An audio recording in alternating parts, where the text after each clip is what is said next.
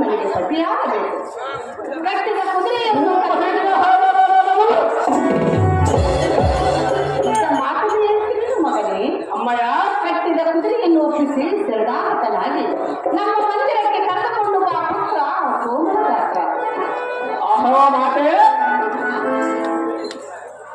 ಆಹೋ ಮಾತೆ, ಬೇಸರ ವೇಟಕ್ಕೆ ಹಣದ ತಾಯಿ ಹುಡುಗಿನ ಮೇಲೆ ಕೋಪಗೊಂಡರೆ ನಾನು ಮಾಡುವುದಾದರೆ ಏನು? ನಿಮ್ಮ ಕಣ್ಣೊಡನೆ ಅಮ್ಮಯ್ಯ ಕುಮಾರ